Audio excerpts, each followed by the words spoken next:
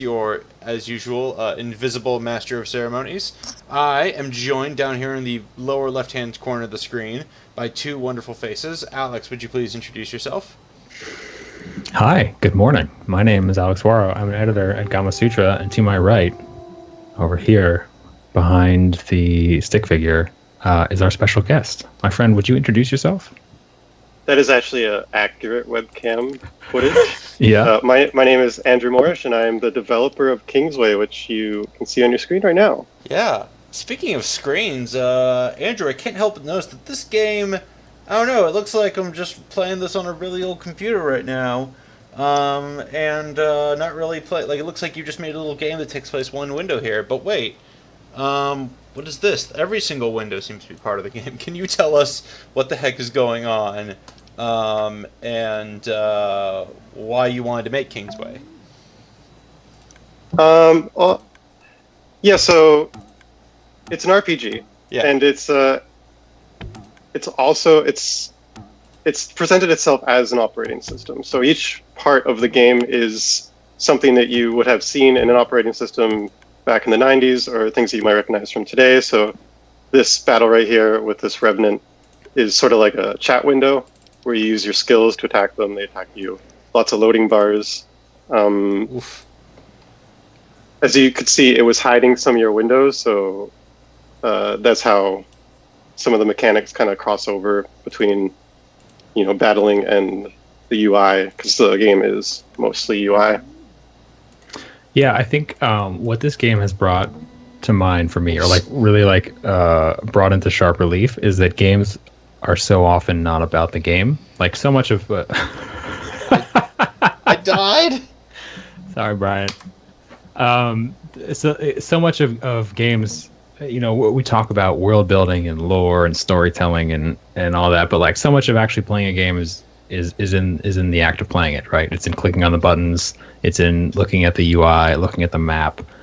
This game turns the UI into the game itself in a way that I think most games are really afraid to, like terrified to. Like so often we hear developers try to minimize the UI and like really immerse the player in the world, and this is the exact opposite of that. I kind of want to know why, Andrew, why do this? What is so fascinating to you about this idea? Okay, well, yeah. Before I get into why, I do agree that lots of developers, especially big developers, are afraid to show UI. If you go through Steam or any storefront and you look at screenshots of games, they will have removed their UI. And if I did that for Kingsway, it would just be blue screens, every screenshot.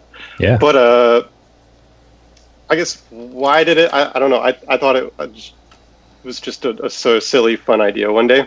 And it clicked bit by bit. I'm like, oh, this UI could be that, and that could be that. And I'm like, oh, I'm gonna do it. I'm gonna make it. You got and it. It was very iterative. It was a process of finding analogies between RPG mechanics and OS systems. So that one day when you had this idea, how long ago was that day? How many The years? day was June 29th, 2015. Wow. And I know the exact day because it was just like this week I went and looked up like the original mock-up that I made for it and looked at the date to see how long it had been. Yeah, the original mock-up I made after playing, of all things, Papers, Please. Now, there's a lot of things I like about that game, but what clicked with me that day was how you're constantly managing all the pieces of paper and information you're getting, and there's a lot of clutter, and you're moving it around manually. Mm-hmm. And I thought, I really like this. I want to, make a game that is largely UI and organizing clutter. Okay, so there we go, right? So like, what is it to you that is so interesting and exciting about moving things around on a desk and like putting everything in its proper place? Why do you like that? What is good about that? It's a good question. 'Cause I'm not a very organized person. Like my desk is a mess. And when I play Kingsway, my desktop's a mess too. I'm actually not that very organized. Mm. I think yeah. there's just sort of a sense of battling yourself. Like when you fail, you could often think like, if I had just organized this better, if I had opened up a potion window to get it ready. I like games where you feel like you're battling yourself as well as the game mechanics. And when it comes to organizing and clutter, I think that happens. Yeah, is that why you went for sort of a roguelite structure? I feel like a lot of games that tap into what makes Rogue good are games that present you with I mean, like, maybe a lot of things you have to discover on your own. That's part of the fun. But everything can be learned and mastered. And at some point, when you're good enough, every failure is your fault, right? Like, there's almost in a good roguelite, you always know why you failed, I think. Yeah. Does that kind of tie into why you went with that approach, or was it just a practical matter? Yeah, it's probably related. I never really thought about it, but in the same sense, I think you are battling yourself with a roguelike, and you are learning from your mistakes. And I like what makes a good roguelike in my mind is one that every time you die, you get a sense of how two mechanics in the game just interacted to cause your death, and you learn from it.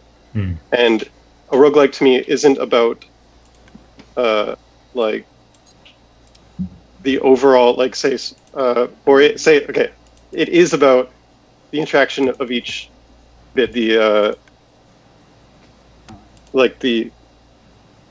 not the sum of all its parts, it's how everything fits together. Yeah, I think you're probably right. Brian, is there anything you learned from your early death? Yeah. Yeah. Well, that was my second death, actually. I'd already died once in this game. I learned sort of not to go into situations and like not to let myself get overwhelmed, like sort of to get caught out in the open. I was struck by how, like, if you don't heal yourself or you don't get enough potions, like, you can leave yourself open to a fight that you're not ready for. I mean, that sounds kind of basic, but in this game, like, making sure you have the right supplies is a matter of, like, sort of like an FTL, which I'm sure you were looking at too, Andrew. It's about making sure you swung by, the right town at the right time, make sure you've gotten enough to go on and not just clicking around the map. So I've gotten better, I'd say, at selectively picking where I'm going with all this. So I think, well, okay, so first of all, because all I want to talk about is Windows 3.1, which is embarrassing. First, I need to ask you, Andrew, for posterity, what tools did you use to build this? Like, what engine is this in? Is it Unity? It was originally being made for the first year and a half in GameMaker 8, which is a fairly old version of GameMaker. I used it because it's the version I'd used a long time ago. It's the one I knew, but for posterity's sake, for the sake of the game actually working and being functional on modern systems, I ported it to GameMaker Studio 2. So that is the engine it's using right now. Nice. Yeah, I mean, that's. I was excited to see that launch. That's still relatively new, so it's cool that you were able to get it over there and get it running. I think, like, sort of what stuck out to me before we started streaming is how young you guys are. It sounds like maybe you have a greater touchstone to Windows 95 than Windows 3.1, although you both have used both operating systems. And so I wonder, like, does this interface have any historical significance for you, or is it just kind of like a weird artifact that you found and were attracted to? You know what I mean? It definitely has a nostalgia for me because it is the look of the first operating system I ever saw. And I was really young, but to me, when I first saw Windows 3.1 and Mac OS from the same time, that is what computers were to me. That is what was first instilled to me as, like, what a computer interface looked like. Right. What was your first game that you played on that interface? Do you remember? Oh, I don't. I don't. It would have been a demo disc. It would have been a bunch of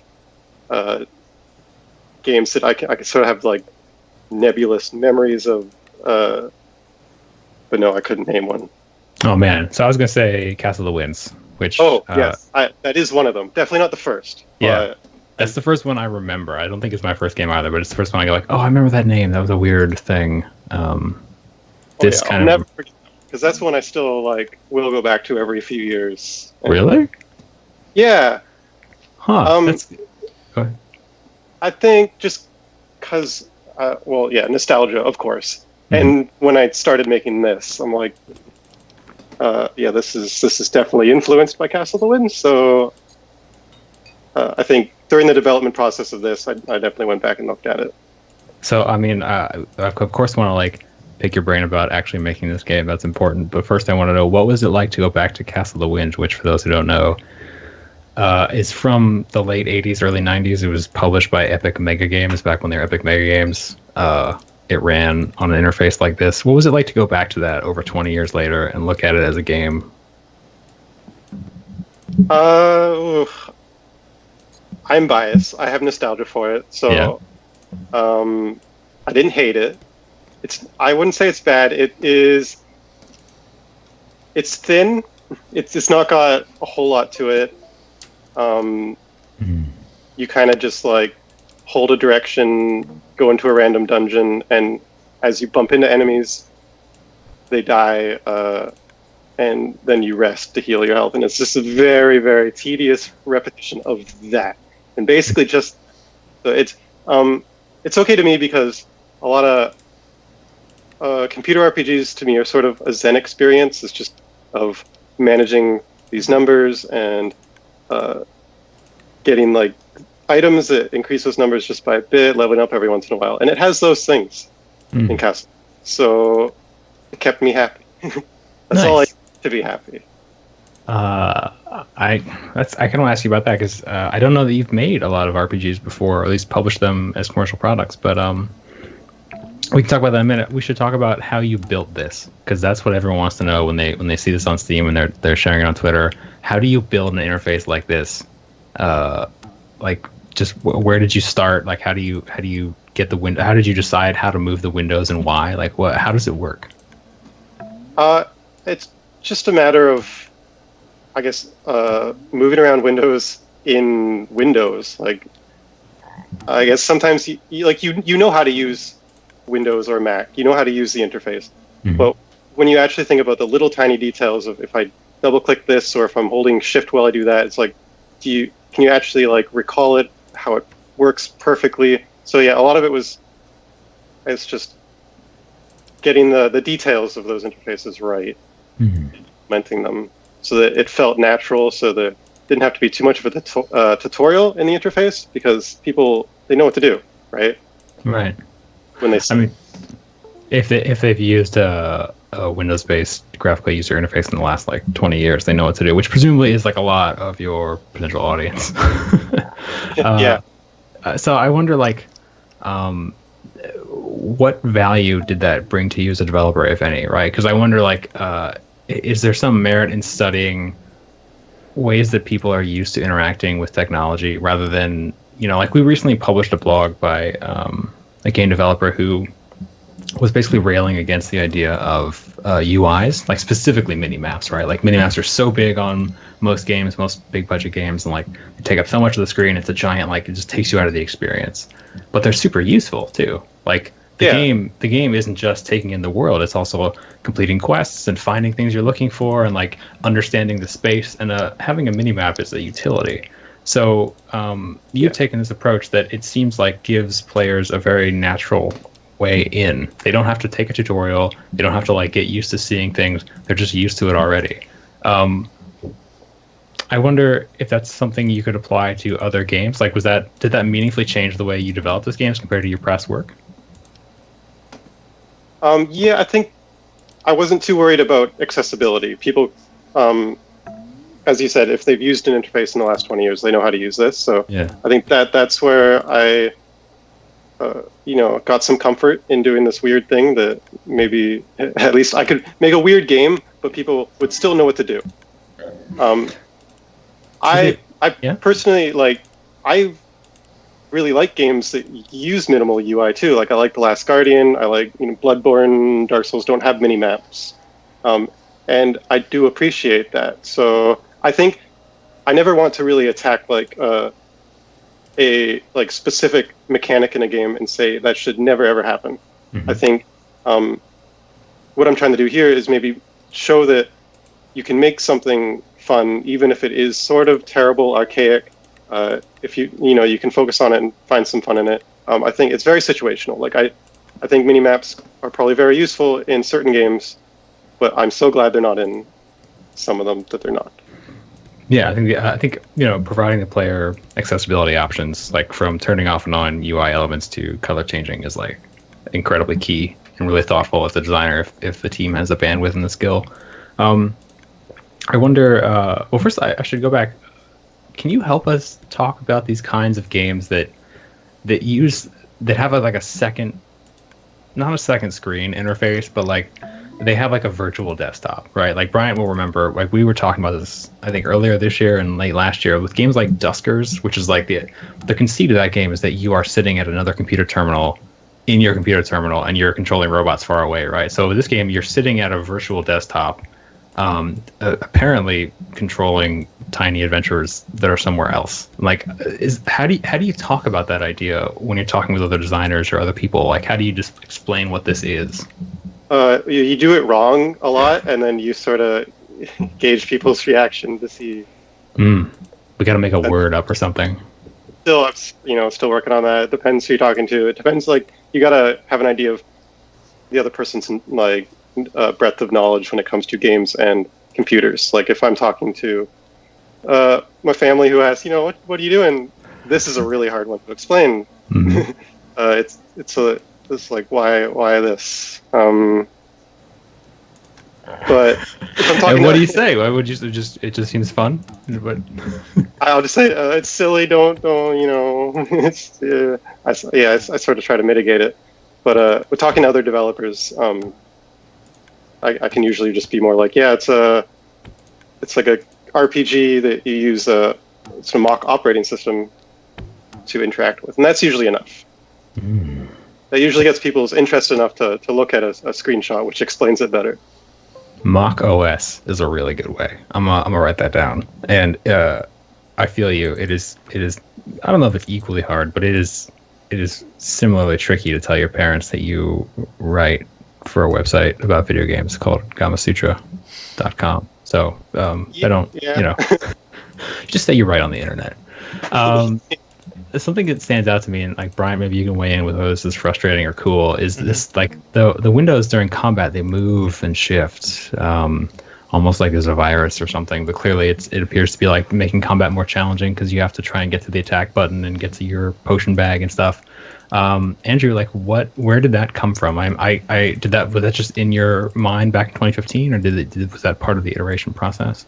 It was part of the iteration process. It came in maybe even like 6 months after I started. It just the thing that iterated the most, the thing that changed the most over and over was the battle system. It was very simple at first because I thought this was just going to be a number management system. Battles don't really matter. But more and more, I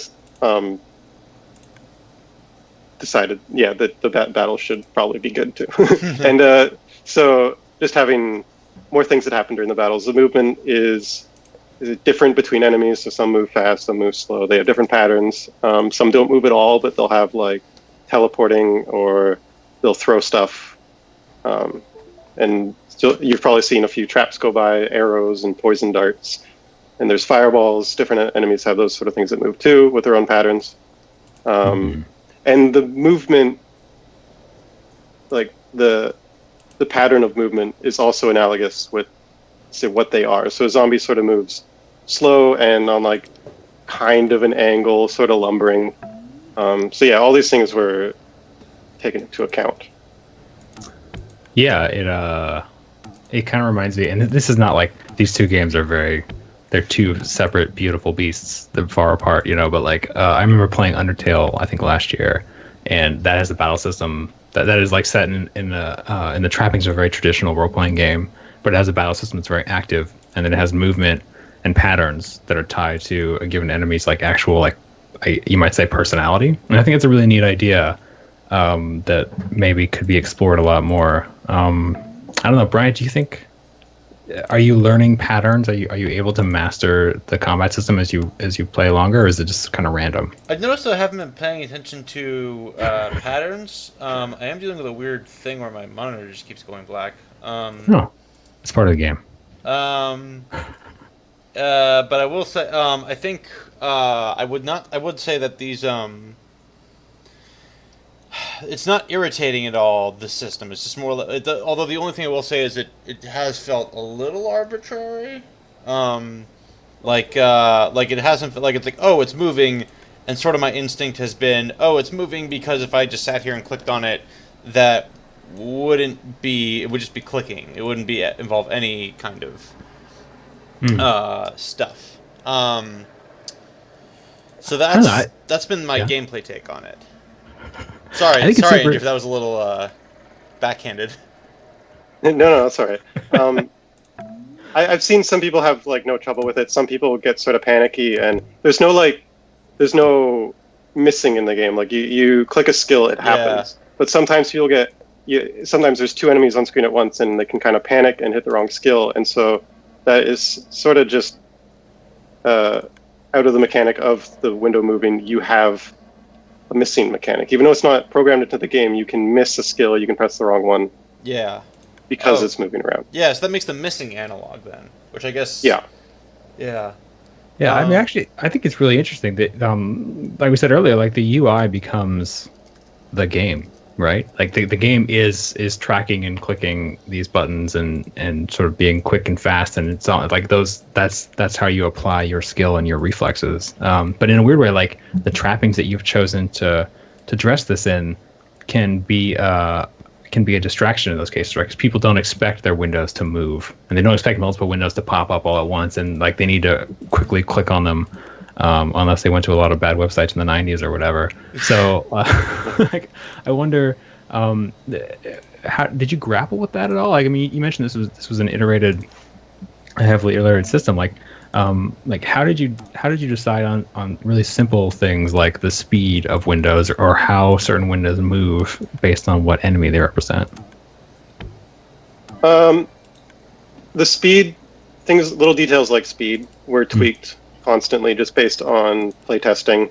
I live with a couple other developers, so I have the benefit of being able to playtest and get feedback a lot. And if seeing people struggle too much with the speed of a window, I'll slow it down. And I definitely want to take into account accessibility for people who, don't want that kind of, like where the speed of a window could totally just ruin the game and make it unplayable, right?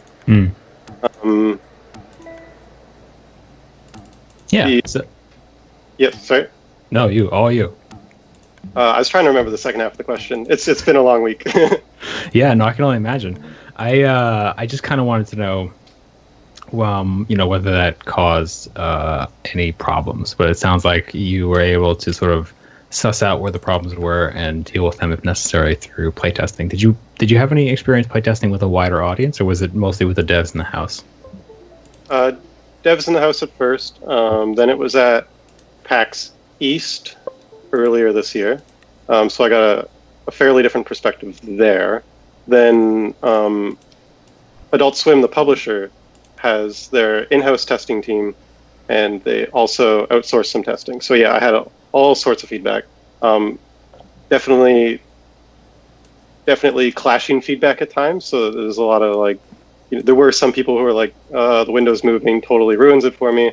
Some people were like, oh, that's so essential. So it really comes down to, I got to decide what is. And I thought the moving windows was better because it is sort of keeping your mind occupied with that little bit more activity, right? If it is just clicking the attack button or the skill button, I think it is just a bit more. It's a bit less exciting in my mind. Yeah, and I think that it makes the game more subversive and unique, right? Because it breaks that trope. It sets that expectation and then breaks it. And yeah, I think I was scared the first time I did it, and it was like, okay, I have a new build. It's got something a lot different in it, and I'm kind of scared to show you. This is weird. But then I became really attached to it. I can't see the game without it because, like you said, there's personality in the different types of movement too. Whether I think you notice them or not, you might not be thinking about. You may not be able to draw it out yourself and think, oh yeah, the gibber, it moves like this. But I think it's still subconsciously gives you a bit of personality for each enemy. I think that thing with the dart And you have to click. I assume you're clicking block. I can't see Brian moves too fast. That's really, really good. I like that a lot. So let's talk about the publisher a little bit, right? Because I know you've worked with Adult Swim before, but I kind of want to know, as an indie, as a capital I indie, in a house full of indies in Canada, where all good indies live, I want to know, like, what is the value to you in 2017 of working with a publisher? You know, when you're putting out a digital game, you don't need to get something on shelves, I assume. Like, what does Adult Swim bring to the table that really makes that partnership worthwhile for you? It may not be something that works for everyone, but it is something I feel is so necessary for me, because without Adult Swim, I wouldn't have sort of the pressure of a timeline of getting the game to shows. Like, yeah. That is something so off my radar. When I'm making a game, I just like to kind of lock myself away, get lost in this void of development, and come out the other side and not have to do too much marketing or tweeting. And Adult Swim is really great at that stuff. And they're really good people. They're just really good people. Like, I've gotten to know them pretty well now, because I've been working with them since like 2012, which is when I started making Super Puzzle Platformer Deluxe with them. Mm-hmm. Yeah, it's been 5 years. Nice. Yeah, I mean, you're not alone, man. Like, certainly also the QA support, I'm sure, helps. But in the last couple of years, we talked to a bunch of devs about and publishers about what the value of like small to mid-sized publishers is, when you no longer need to like put things on shelves and pay for billboards and stuff. And it often is like milestones, right? Like, which is funny because we also have a ton of stories about how developers hate milestones, but they hate milestones typically when payments are tied to them, right? Like, when you have to deliver this or your team doesn't get paid, that sucks. But when you have someone asking you for a build for a show, that's like super useful when all you want to do is sit and focus and tweak and mess around and not have to worry about getting something together to show and hitting a deadline. And I think you're not alone. And I think that's like really become kind of like the defining value of publishers these days for indies, is like a guiding hand almost, and a helping hand with marketing and tweeting and emailing people like us, that kind of stuff. Yeah, they really help keep things together, because without them, I would probably just iterate on this forever, and it wouldn't be out right now, that's for sure. But it'd be perfect, because it would never come out. It would just be your ideal video game in the back of your head. Yeah, I don't want to be that kind of developer. I want to actually release games, not to be shady. So. Wow. Andrew, going back into the game for a second. How come you decided to go with the sort of live, die, repeat roguelike of it, as opposed to like a fixed adventure, maybe a longer adventure, maybe a medium-sized adventure, but how come like it seems pretty obvious that you need to be moving forward, and you need to be getting to these, like you need to be learning from every death in order to make this work.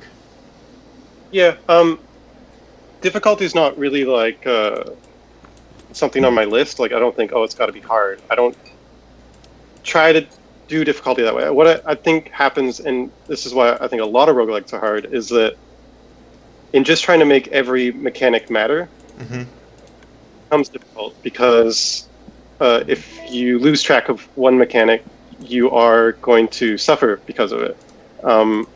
Some people will think it's a very easy game because they have learned each bit of it, and they know like the power of an attack potion, or like some people might just ignore that, of knowing where to get potions, or knowing that sleeping in the inn too much will pass time and the enemies will get harder.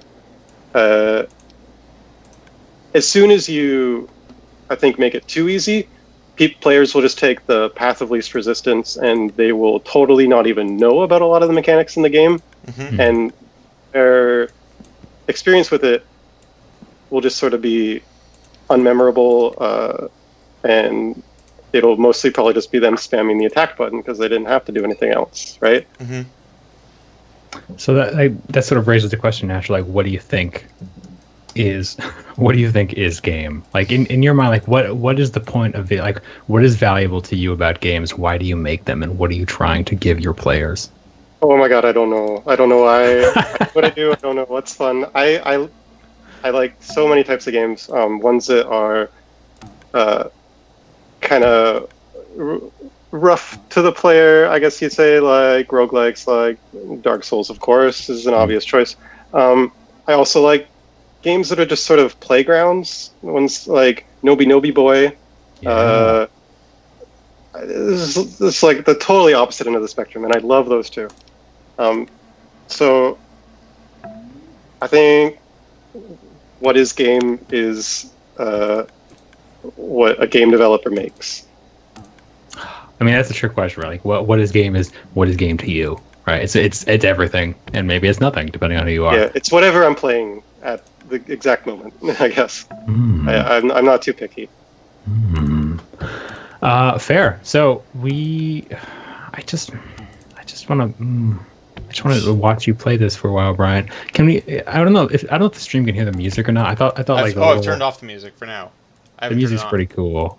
People should go watch the trailer or something if they can't hear the stream music. I can turn on. Give me a sec. I gotta go to the music, and then just hit play. This little media player here. I thought this was a cool touch. I didn't have a player like this when I was a kid.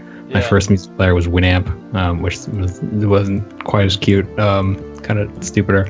But Andrew, tell me about this music. Where did it come from? How did you come to make this that is such a good complement to this general aesthetic? I did not make the music. The music is made by a longtime collaborator and friend of mine, Landon Podbielski. Mm-hmm. He did the music for all my games that have music. Nice. If you check out my Twitter or you search for Kingsway on Bandcamp, you can find the music for free. And you can look at Landon's other music because I think it's great, and I feel so blessed to have someone as talented working on my games, because sometimes when I'm feeling bad, when I'm feeling like there's of course always times where I'm kind of stressed and thinking, oh, my game's just not good enough, I can think at least it has a soundtrack that's not made by me, and I can be confident in that. That's something I think that a lot of devs deal with, right? Like it takes a long time to make a game, lots of days, lots of problems. Like, how do you have a strategy in place for like when you're feeling unmotivated, when you're feeling down, when you're just feeling crunched and like it's not going to be good? Like, how do you deal with it? There's always, like, I guess every month or two, the new thing where it's like, this is the thing that's gonna make everything great, right? So whether it's like some sort of, like, I guess like for a while I started buying Tamagotchis on eBay, stuff like that, like finding some sort of like thing that I enjoy and can just find some happiness in, and putting that into my life. Right now it is, and I know this is like really not cool, but it's going to the gym. I know how that sounds, because for the longest time I was the kind of person who was like would scoff and roll my eyes at physical activity, but that's what it is right now. That's what's keeping me sort of just mentally healthy, because it can be hard, because like with making anything, it's not good until it's done, and that is stressful a lot of the time. I think you're right. I just talked to somebody at Machine Games like last week, and we'll run an interview later on the website, but he was talking about how much he loves gardening, and I think he also does MMA or something too, like some silly physical thing, and he made the very obvious but like still important to restate point that like when you are so deeply focused on your work, you know, especially games, but whatever, that's good usually, because like it means you're probably going to do pretty well and do good work, but B, it means you need to make sure you get away from it at some time. Oh yes, yeah, for sure. Like taking a step back and coming back, the coming back is always just it's so good for having a new perspective on your game and seeing what was wrong that you could not see when you were just looking straight at it for days and days. Yeah, no, I mean, that was exactly his point. It's like the important thing is to have multiple things in your life that you can do in different time frames or different places that will take you away from your work, whether it's gardening or going to the gym or practicing ukulele or whatever. Like that gives you an easy way to get around problems. And especially, I think if you're trying to make something fun, you don't know how to make something fun if you don't ever have it. I feel so. You gotta have something fun in your life. Yeah, I mean, like the deep dark secret of game dev is that like a lot of making fun, exciting, enriching, engaging experiences is not any of those things. It's really hard and tiring and soul crushing. The worst times where I feel like I can't make anything, I usually realize I haven't played anything in a long time because I've been just trying to work too hard. And it's like, wow, of course, I don't know what is game anymore because I haven't looked at another game in like a month. Yeah. I wonder if you can, was there any like examples that come to mind from Kingsway's development of times when you just felt like you were stuck or against a wall and couldn't overcome it and then stepped away to sleep or play a game or whatever and came back and it just was right in front of you, the answer? Oh, like every week. Week. Sleep so out of whack because I find that napping helps a lot to reset. Yeah. So if I am just hitting my head against a wall, I will not continue. I will try to find something to do. If there's nothing to do, I'll nap. I've recently become capable of napping. It's very exciting. In my old age, in my 30s, I started getting hangovers and I started being able to nap. And one sucks and the other is amazing. Napping is definitely a skill because some people will nap and it will ruin their day. And they'll just be like, now I'm tired and like feeling just sort of weird all day. Like, what time is it? No, but you do it a lot. You get used to it. I feel like there's like I don't know about you, but there's like a perfect time window. Like any nap 45 minutes or under, wake up feeling excited and refreshed. If it goes into an hour, you wake up like, oh my God, where am I? Like, what happened? I've found anything, 45-minute intervals, like 45 minutes, 90, and 3 hours even. That's approaching a whole sleep. But I think that's sort of a natural sleep cycle, is about 90 minutes. Maybe that's the secret. I should pull a question from chat here. Somebody who goes by Mac Daddy Joshua and asks, Andrew, have you thought about making a version of this game that feels like the classic Mac OS from the 80s? And I might suggest and expand upon that, like, have you ever thought it was even feasible to like make multiple skins for a game like this? Well, I usually don't think ahead too much. So good. Strong plan. I haven't. I have no idea what I'm gonna. I usually don't work on a similar type of game again. Like every time I release a game, I think, oh, I'm totally gonna make a sequel because I want to do this different, and that different, that different, and it never happens. None of my games have been even close in similarity, and they're all made in different engines too. So don't expect anything similar after this. Expect something totally different. Yeah, fair. Why jump from engine to engine? This is something that like I don't make games, so I occasionally pick up a random engine when it comes out and play with it. But like I can't imagine trying to do that as a for your job. Why? It's a good question. I think I don't decide like, okay, this next game is going to be in an engine I haven't used before. I think what happens is I decide I want to learn this engine. Everyone's using this engine. I want to know more than one engine, right?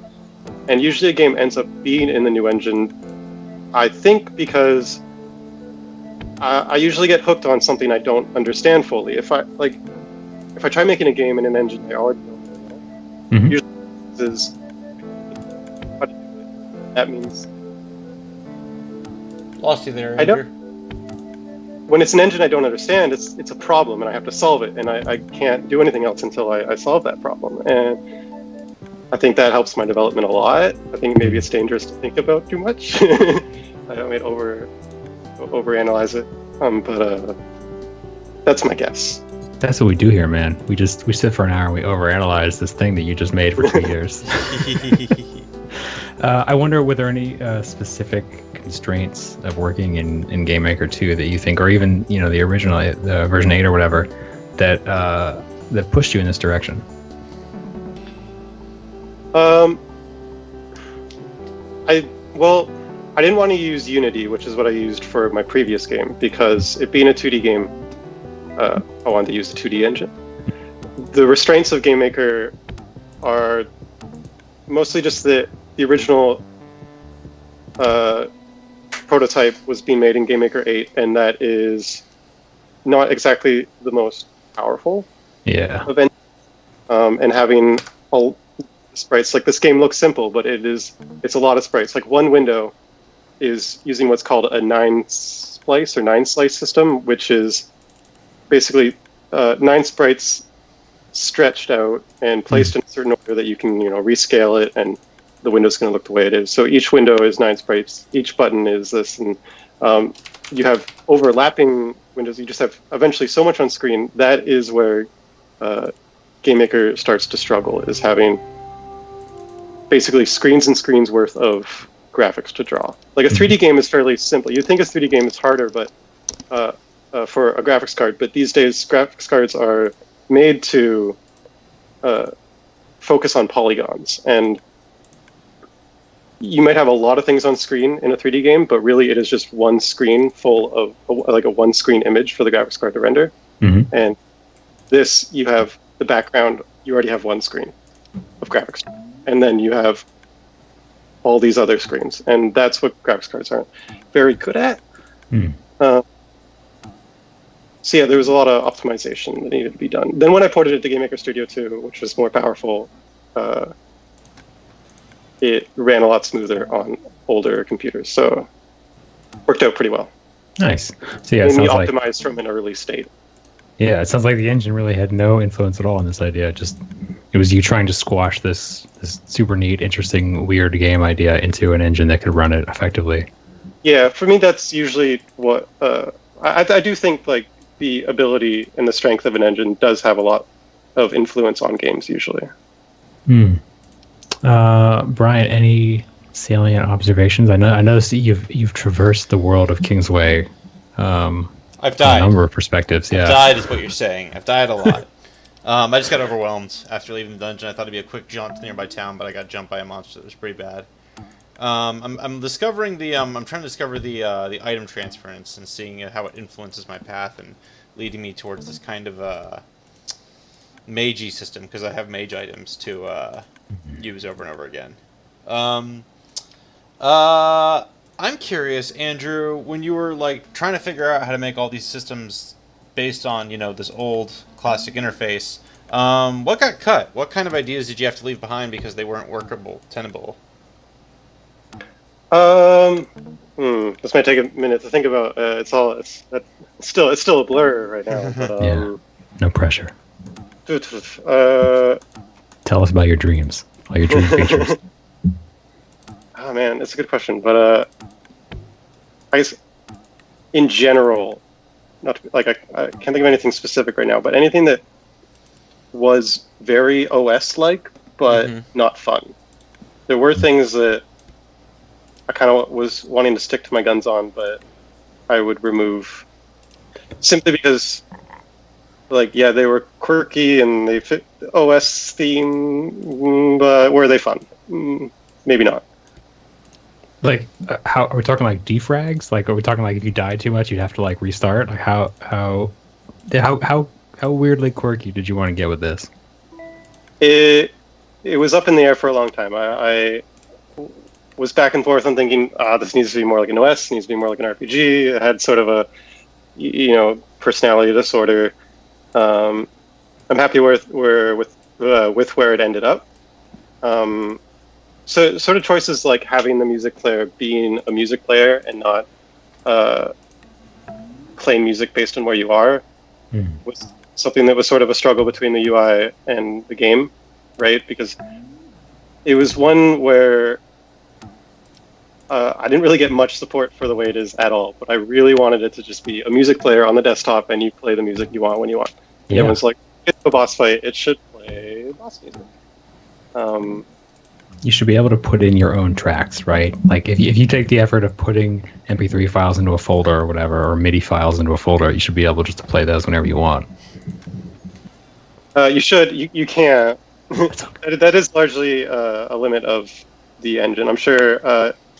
Use some DLL to make it work that way, but at this time only uses the music that's been embedded in the game. Hey, that's okay. I'm not going to backseat game design. It's great. Don't worry about it. Someone in It's chat. one of those things where I kind of it's like a good idea, but I feel like open VLC. in the Yeah, exactly. Good point. As Pet in chat says, "Hey, I just joined. This looks amazing," which is not a question, but I just thought you might like to hear that from somebody. Thank you very much. And it does raise the question of like this game does have a very iconic look, and I want to know how you like in practice went about creating that. Like, is this all just like hand drawn pixel stuff by you, or is it somebody else? And sort of beyond that, like, why do you think this is an appealing, striking art style?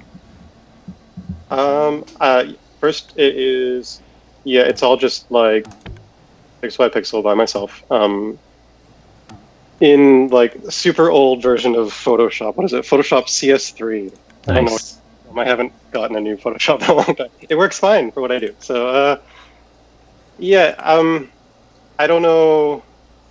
I didn't expect it to be as striking to people as like the feedback's been really great, and I thought it was weird and not striking, but people, they definitely said otherwise. This has been the occasional person, maybe someone who is too young to have ever seen like this before. He'll just be like, "What is this? What is this at all? I have no idea." I think maybe just having kept it, clean and colorful is important. But apart from that, I'm glad it has a look. Yeah, for sure. I mean, I think like the obvious answer is it's nostalgic, right? Like whether it looks good or bad is almost immaterial. Although I think it does have a very clean, vibrant look. Is that so many people remember this stuff and remember using computers in this era fondly, right? And so now all of a sudden, it's a chance to go back in a weird way and relive that again, the same way you relive Castle of the Winds every once in a while. Even though the main dude in that game is like a little sprite of a naked man in a leotard with a sword, but it's cool. You do you, naked man. Yeah. I want to ask a little bit, if you can, talk about how you feel about releasing an indie game on Steam and other digital storefronts in 2017. You've been doing this for a while now. So many feelings on that. It is so different from my last Steam release, which my last Steam release was in 2013. And I felt so much more appreciated for releasing a game in 2013. When I released Super Puzzle Platformer Deluxe in 2013, it was on the front page of new releases, which was like a list of 5 games, I think. It was in those most recent 5 games for about a week. Now you get like at least 20 games a day released. So it's scary. It's a lot scarier. And this is another benefit, I think, of having a publisher. You're sort of part of something bigger, and I think you have less chance of being missed. Because some people will say, "Oh, it's a meritocracy. Like if you have a good game, it'll get seen." But so many times I will just go looking for a new game that I want to play and just search like the tags on Steam and find something that looks really cool and I have a lot of fun with, and no one's played it. And I think that's the difference now. Is that I think you have to be a lot luckier, or I don't know what you have to be, but you definitely have to stick out. We don't know either. We were hoping you could tell us. I'm still learning. It's been going okay for Kingsway so far. It hasn't totally been missed. So I feel blessed. Yeah, and you've really like, I don't want to say like you've done a brave thing, but like you've definitely done you definitely committed to a game that really, it seems like, would be very difficult to port. Like I can't envision this on a console or a phone or a VR headset. I would love to try it on a console, like keeping the interface as it is and just using the analog stick for the mouse. I think it doesn't make total sense, of course, but it might just be the silliness of it might be great. And then you could have like 2 cursors on once, like 2-player co-op, right? I think that as someone I want to explore, it might not work out. It might be terrible. I want to try it. That would be super weird. And you'd have to have like like auto aim, except it'd have to like auto stick to buttons. Because there's no way you could try and track those like combat encounters or stuff flying across the screen with a that'd be nuts. That'd be cool though. Yeah, it might be too cumbersome. What's with this? I see an option for a daily leaderboard run. Do you have some sort of like daily challenge, daily random seed kind of adventure thing going on, or is that? Yeah, that's exactly what that is. So every day, a new random seed, and you only get to play it once, and you get on the leaderboard for doing so.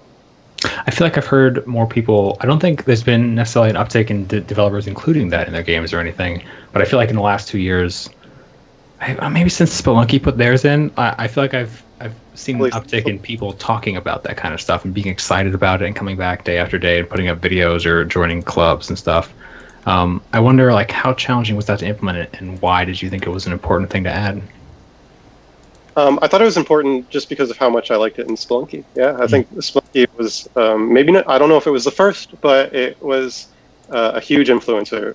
Developers will often say like, "Oh, this should have a daily challenge like Spelunky," and they're usually right. I don't. It wasn't that hard to implement in a game like this, which was just already using a random seed. So basically, the implementation is the UI on the menu and just getting the Greenwich Mean Time date, and there you have it. Making sure that everything is seeded through that random, I guess, is the hardest part, but. Yeah, it seems like a smart move. Like it gives a game like this. I feel like we're at a point now where if you have more money than you have time, then the idea of needing games to last is sort of silly because there's so many games out, right? But I think putting that kind of feature in makes the game much more compelling, and it gives you a chance to like hang on to those players for longer. Which is great if they're having a good time. It's awesome. Brian, I feel like, and Andrew, we should probably be wrapping this up in the next 10 minutes or so if we're going to stick to our hour.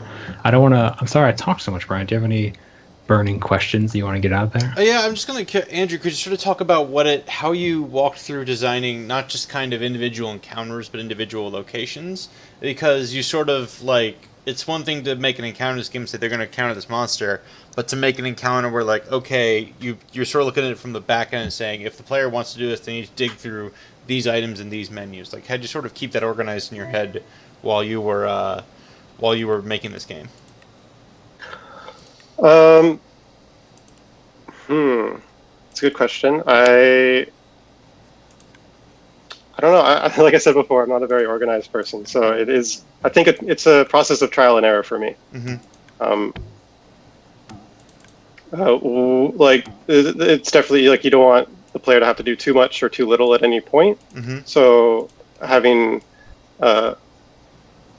events and battles and item organizing sort of separated, or having sort of progress bars be long enough so sometimes you have time to hit a stat point or drink a potion in between attacking. I hope that answers your question. It does, Brian? Alex. Yeah. Yeah. Dang it. I went for this monster way too early. Yeah, it's okay. I died again. Let's go to the comments. Everyone's just saying nice things. There haven't been a lot of questions today, unfortunately. They're all just like, man, this looks like a game from when I was a kid. We love that. Yeah. Which is fair. Man, that blue screen's such a bummer. I should work on these gifts real quick. How'd you sort of come up with these, and like, how'd you sort of come up with the idea that like players would want like some kind of reward for their trials? Well, as much as I like the roguelike structure, I also agree that permanent progression is very satisfying. And I wanted this and the memento system to add that sort of permanent progression, where you can take stuff over to new runs and say these starting gifts are permanent things that you can take with you from the beginning appearance and hotkeys. Yeah, just permanent progression, I think, is important. Oh my god, you can buy hotkeys? I didn't realize that. Nice. There seems to be a lot of good little things hidden in this game. A lot of fun. Oh my god, it's almost like hotkeys or abilities. Yeah. Oh, that's so they're cool. gonna have sorry, Andrew. They're gonna have all that. No, I'm glad you're excited. Yeah. It's too bad all F4 is down there. We should. I just want to play this game. This is fun. This is cool. Andrew, congrats on getting the game out. I hope it goes well for you. We gotta wrap this up. Unfortunately. Yeah. Dang it. Yeah. Brian, you're so practiced, so skilled, so smooth at delivering the closing roundup. Would you like to do the honors? I was really hoping you were going to compliment my gameplay stuff so I could feel better. Also, you're great at video games. You're amazing. Thanks. You're the king of Kingsway. You have been watching the Gamasutra Twitch channel. If you are like Azpet and you missed a lot of our stream, don't worry. We're going to be putting a video on demand of this entire conversation on www.gamasutra.com because that's who we are. We are all about the art and business of making video games. And we would super appreciate it if you were watching the stream, if you would follow the Gamasutra Twitch channel. Just click that follow button, because we want to make sure you know when the next interview is happening with an awesome game developer, or the next editor roundtable, or the next just like anything in general where we can get you a chance to learn more about the business of games. So that's it. That's all I got today. Andrew, if they have more questions about making this kind of game, where can they find you? They can find me on Twitter at int_main, INT_MAIN at Twitter. And just send me a message there. I've been trying to keep up as much as I can with all the questions. Thanks you guys for having me, and thanks for showing off my game. It means a lot. Yeah, we love it. All right, everyone, have a good day. Bye. Happy Friday. Bye.